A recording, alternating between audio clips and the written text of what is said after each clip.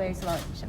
就是其实从昨天晚上开始，不管是有一些特定的粉专或是媒体都在用这种移花接木或是抹黑的乌贼战啊。那当然从我还没有回来市府上班的时候就开始有这些乌贼战，其实也不意外。但是我觉得某些媒体人或者是某些媒体对于这样没有查证的事实就加以转贴或是分享，其实是蛮痛心的。然后在这样防疫的期间，我觉得全国上下大家应该都是一心对抗武汉肺炎。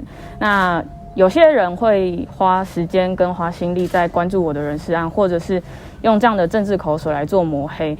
我只能说，我觉得很可惜。然后大家也都用这样子，如果有这么多人要用这样的政治口水来抹黑的话，我觉得他们应该把重心放在防疫上面。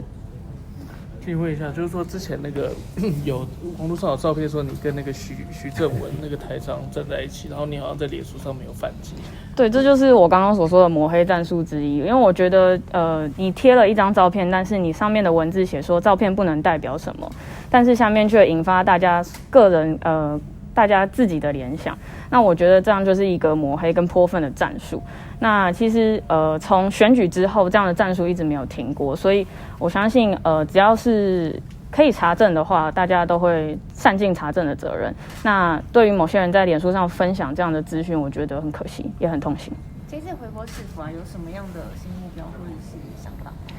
我想有人说这个薪水的部分，我相信它确实是一个对我来说是一个很重的责任。那这次回到市府，其实也要继续学习，然后责任更重，所以我觉得学习的也必须更多。那当然会尽力努力的去证明我是可以在这样的薪水上来任职。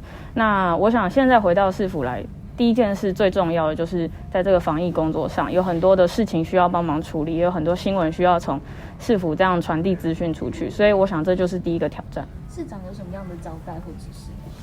没有他只是跟我说，你回来了这样。学姐这个职缺我们是从2月4号开始开缺然后一直到2月7号截止。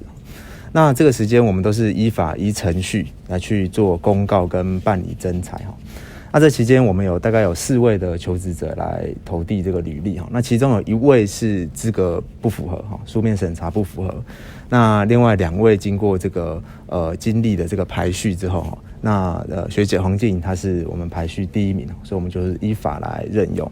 所以网络上有很多一些这个传言说什么这个10号要截止的缺，然后提早就公告，这个绝对是以讹传讹这是完全是假消息因为2个主任研究员的缺是不同的职缺一个是2月4号公布，7号截止。一个是7号公布，10号截止，是2个不同的缺所以在网络上，我想这些传言都是完全是错误的。那我想网络上的这些特定人士应该善尽查禁的责任。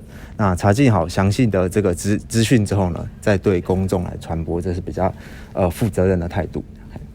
刚刚开车，所以等于是有2个主任研究员。对，是有开2个主任研究员的缺的。那之前一个没有公告。另外一个都有公告，我们都在网络上都有公告了。对。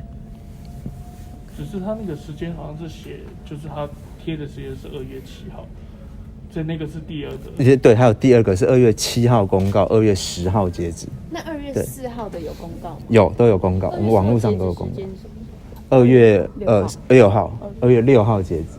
我们依法就是公告3天的。学姐有没有觉得